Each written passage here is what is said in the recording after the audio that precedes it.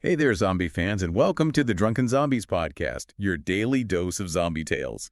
I'm Adrian, your host for this thrilling ride through all things undead. And I'm Julia, your zombie expert here to dissect all those gory details and answer all your brainy questions.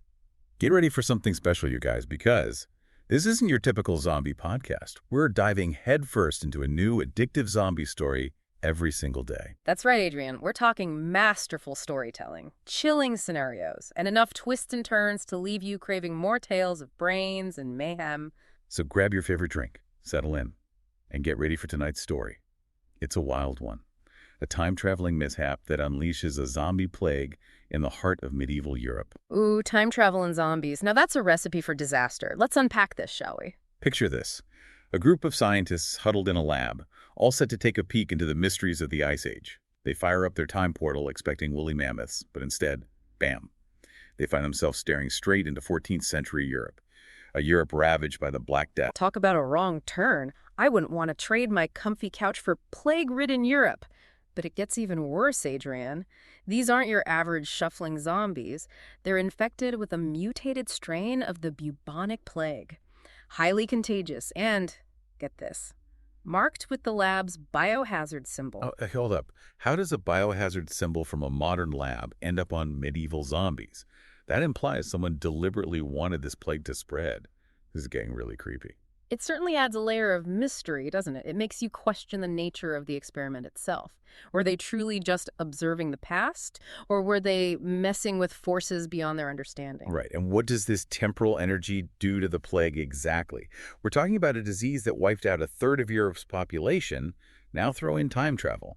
And who knows what kind of monstrous mutations we're dealing with. It's like mixing volatile chemicals. The outcome is unpredictable and potentially catastrophic. But before we spiral down that rabbit hole, let's introduce our brave souls facing this historical horror show. Okay, so who are these unlucky time travelers? We've got Dr. Evelyn Shaw, our brilliant but slightly terrified temporal physics whiz. She's the one who designed the portal, and now she's got to figure out how to get them back. Then there's Ragnall, a fierce Irish mercenary who's more comfortable with a sword than a scientific equation. Sounds like the muscle of the group. Someone's got to protect the brains, right? Absolutely. And we can't forget Brother Luca, a monk who finds himself caught between faith and a whole lot of unholy chaos. And let's not leave out Yasmin, our quick-thinking engineer. Her skills become surprisingly crucial in a world without modern technology. What a diverse group. It's like they plucked them from different corners of history and threw them together in this nightmare scenario. It's the ultimate test of teamwork and adaptability. But honestly, Adrian, how do you even begin to fight back against a zombie horde in a time before modern weapons? Yeah, good point. Swords and shields against a plague-ridden army of the undead. That doesn't sound like a fair fight. It's a fight for survival against impossible odds. But here's the thing. Fire seems to be their only truly effective weapon against these relentless undead. Makes sense. Burn them to a crisp. But wouldn't that be a problem in a world already ravaged by plague and famine? Especially when the plague starts spreading to animals, too. You're hitting on a crucial point, Adrian. Our team isn't just facing a zombie horde. They're facing starvation, a growing plague, and the terrifying reality that the infection is airborne, spreading through birds. The situation gets pretty bleak fast. Trapped between a rock and a hard place. Or maybe a zombie in a plague pit. So how do they even begin to fight back? What's the strategy? Well, desperation breeds innovation. Ragnall, being the resourceful mercenary he is, comes up with the idea to weaponize the smoke. Wait, weaponize smoke. Now that's thinking outside the box. Tell me more. He realizes that while fire might not be sustainable, the smoke itself could be a powerful weapon. They just needed to find a way to harness it. And I'm guessing that's where our engineer Yasmin comes in. Exactly. Using their combined knowledge of history, science, and a bit of medieval ingenuity, they managed to devise rudimentary gas traps to choke out the zombies. Brilliant. It's amazing how, even in the most dire circumstances, the human mind finds a way to innovate. But I can only imagine the toll this fight takes on them, both physically and mentally. Oh, absolutely. The story takes a dark turn. The zombies mutate, becoming even more monstrous. And the constant threat of the plague spreading through the air is a heavy burden to bear. They start questioning everything, wondering if saving this world is even possible. It's like they're fighting a losing battle on multiple fronts. Not only are they dealing with the immediate threat of the zombies, but they're also grappling with the long-term consequences of the plague and the potential collapse of society as they know it. And then to top it all off, they stumble upon some ancient monk writings that seem to predict their arrival. It's almost as if they were destined to be there. A self-fulfilling prophecy. Yeah. That's a chilling thought. So their presence isn't just an accident, it's somehow woven into the fabric of history. It's as if their arrival is not just a coincidence, but a catalyst for the very events they are trying to prevent. That raises some serious questions about the nature of time travel and free will. If their actions are predetermined, do they even have a chance to change the course of events? That's a question that philosophers have been debating for centuries.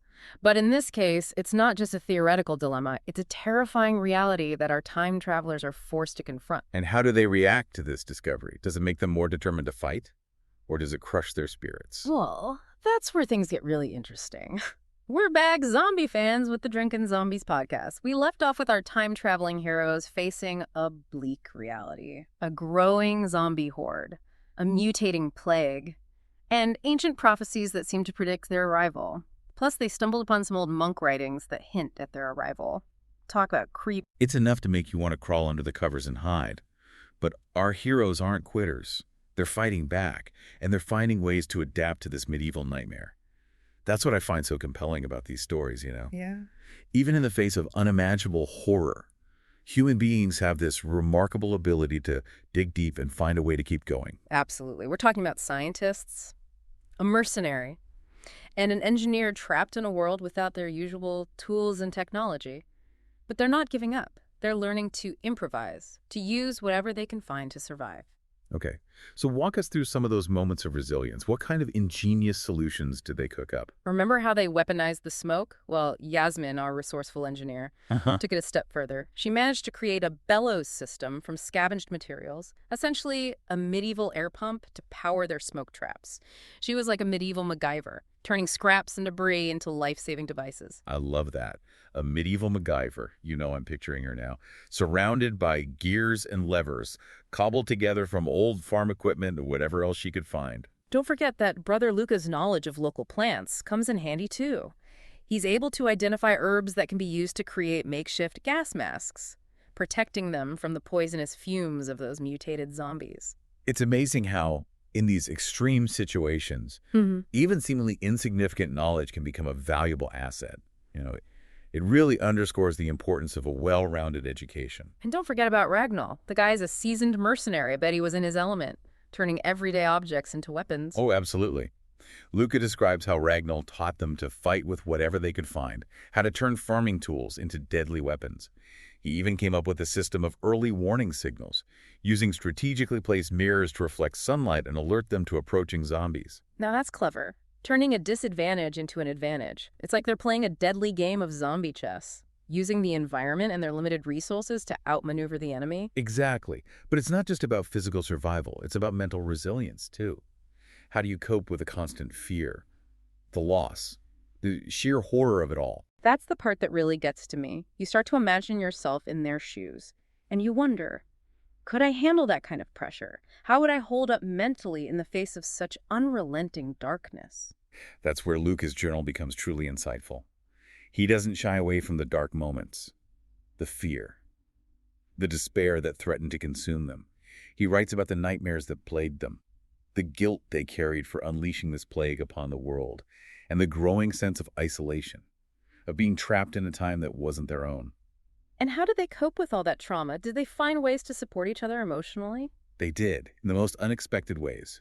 Luca describes how they found solace in small rituals, sharing stories around the fire, creating makeshift games, even celebrating birthdays with whatever meager rations they could find. It's like they were clinging to those remnants of normalcy, those small moments of joy, to remind themselves of their humanity in a world that was becoming increasingly inhuman. Exactly. And they also drew strengths from each other, forming bonds that transcended their differences.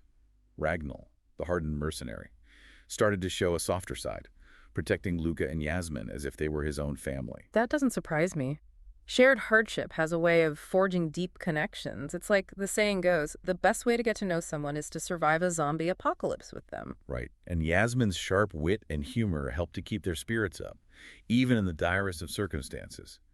And Evelyn, despite her guilt, emerged as a natural leader, Her intelligence and determination inspired the others to keep fighting. So they're battling not only the external threat of the zombies, but also their own internal demons, their fears, their doubts, their guilt. It makes you realize that true heroism isn't just about physical strength. It's about mental and emotional fortitude as well. Absolutely. But let's not forget, even in the darkest of times, there's always a flicker of hope.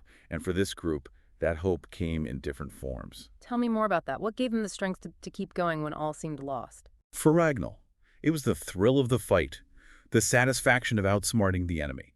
He was a warrior at heart, and he found purpose in protecting the others. For Yasmin, it was the challenge of solving problems, of using her skills to make a difference in this chaotic world. It sounds like each of them found their own way to cope, their own reason to keep pushing forward. What about Evelyn? What was her source of hope? Evelyn was driven by a deep sense of responsibility. She felt guilty for creating the portal that brought them to this time period, and she was determined to find a way to fix what she had broken, to redeem herself. And Luca. I imagine his faith played a significant role in his ability to cope with the horrors he was witnessing. Yes, Luca's faith was his anchor. It provided him with a sense of purpose and meaning in a world that seemed to have lost both. He believed that even in the darkest of times, there was a higher power at work, a guiding light. It's fascinating how different people find strength in different things. In this case, it's a blend of science, practicality, humor, and faith that allows them to face their fears and keep fighting. It's a gnat to the diversity of the human spirit. But I'm curious, amidst all this chaos and struggle, did the relationships evolve? Did they grow closer? Or did the pressure tear them apart? Their relationships definitely evolved. Luca writes about how their initial distrust and suspicion gradually gave way to respect and even affection. They learned to rely on each other, to appreciate each other's strengths, and to forgive each other's weaknesses. It's like they were forging a new kind of family bond, born out of shared adversity and a common purpose. Exactly. But their newfound unity was constantly tested. Luca also documents several heated arguments, especially when it came to strategic decisions. Evelyn, with her scientific mind, often clashed with Ragnall's more pragmatic, battle-hardened approach, and Yasmin, ever the skeptic, questioned everything, pushing them to think outside the box. Those conflicts make sense. They were all under immense pressure, facing life-or-death decisions. It's only natural that their personalities would clash. And their disagreements weren't just about survival tactics. They were about morality, about the very essence of what it meant to be human in a world where humanity itself was under threat. So they're battling impossible odds, wrestling with moral dilemmas, and forging new bonds of loyalty and love. This story is more than just a zombie thriller. It's a profound exploration of the human condition. You nailed it. And it's their individual strengths, combined with their growing bond as a team, that ultimately leads them to their final confrontation with the zombie horde. A confrontation that will determine not only their fate, but the fate of this world. We're back, zombie fans, and the tension is thicker than a bowl of brains. Our time-traveling heroes are about to face their final showdown with the relentless zombie horde. The stakes couldn't be higher. It's not just their own survival on the line, but the fate of medieval Europe hanging in the balance. So where do they make their last stand? What's their plan of attack? According to Luca's journal, they choose a ruined abbey, a place where faith and fear collide. They fortify the structure as best they can, using their combined knowledge to create a maze of traps and obstacles. It's like they're turning this ancient abbey into a medieval fortress, a last bastion of hope against the encroaching darkness. They know they can't win a straight-up fight against the sheer number of zombies, so they have to get creative. Yasmin rigs the abbey's crumbling bell tower with a system of ropes and pulleys, ready to unleash a cascade of heavy stones onto the unsuspecting undead below. Talk about a medieval booby trap. I bet Ragnar was in his element preparing for this final battle. Oh, absolutely. Ragnar was a warrior through and through. He gathered every available weapon, from rusty swords to sharpened farming tools, and trained the remaining villagers in basic combat techniques. He was determined to make every last stand count. It's inspiring to see how, even in the face of such overwhelming odds, they refuse to give up. They're fighting for every inch of ground, every precious moment of survival. But what about Evelyn and Luca? What were their roles in this final stand? I can't imagine Evelyn just sitting back and letting the others do the fighting. Evelyn was the strategist. She spent days studying the patterns of the horde, trying to anticipate their movements and exploit their weaknesses. She also worked tirelessly on a last-ditch effort to stabilize the time portal, hoping to create an escape route if all else failed. Always thinking one step ahead. And Luca, What about our faithful monk? Was he still clinging to hope? Luca never lost his faith. Even amidst the carnage and despair, he moved among the villagers, offering words of comfort, prayers, and even a bit of gallows humor to keep their spirits up. He understood the importance of faith in the darkest of times. It's amazing how, even in the face of such horror, there's still room for compassion and humanity. That's the enduring power of the human spirit, Adrian. But let's not forget, the horde was closing in, and time was running out. Okay, so the stage is set, the tension is building. Paint us a picture of the battle. How did it all go down? The first wave of zombies was a chaotic mess. They surged against the abbey walls, their moans and growls echoing through the night. Yasmin's traps were effective, taking out dozens of the undead, but their sheer numbers were overwhelming. Sounds intense. Did Ragnar get his chance to shine? Ragnar was a whirlwind of fury, his sword flashing in the moonlight as he led the villagers in a desperate defense. He was a force of nature, hacking and slashing his way through the relentless onslaught. But even his skills weren't enough to hold back the tide. Right. You're right. Despite their valiant efforts, the horde kept coming, wave after wave of relentless undead. It was a desperate fight for survival. So it's looking grim. What happened next? Just when all hope seemed lost, Evelyn made a breakthrough. She managed to stabilize the time portal, creating a swirling vortex of temporal energy. The escape route. But did everyone make it out? Sadly, no. Ragnar, ever the warrior, refused to leave his post. He insisted on holding the line, buying precious time for the others to escape. He sacrificed himself for the others. That's incredibly heroic. It was a selfless act of bravery. He knew he couldn't win, but he was determined to give his friends a chance to live. What about Luca? Did he make it? Luca hesitated. He wanted to stay with Ragnar, to offer him comfort in his final moments. But Evelyn and Yasmin urged him to go, reminding him that his knowledge, his journal, was vital to preserving the memory of their ordeal. It must have been a heart-wrenching decision to leave a friend behind, to face certain death. It was a decision that haunted Luca for the rest of his days, but he knew that carrying on their story, their struggle, was the only way to honor Ragnar's sacrifice. So, Evelyn, Yasmin, Yeah. and Luca made it back to their own time, carrying the weight of their experiences and the memory of their fallen comrade. They did.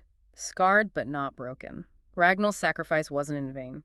Their story lives on in Luca's journal, a chilling reminder of the horrors they faced and the sacrifices they made. It's a story that reminds us that, even in the darkest of times, there's still hope, there's still courage, and there's still love.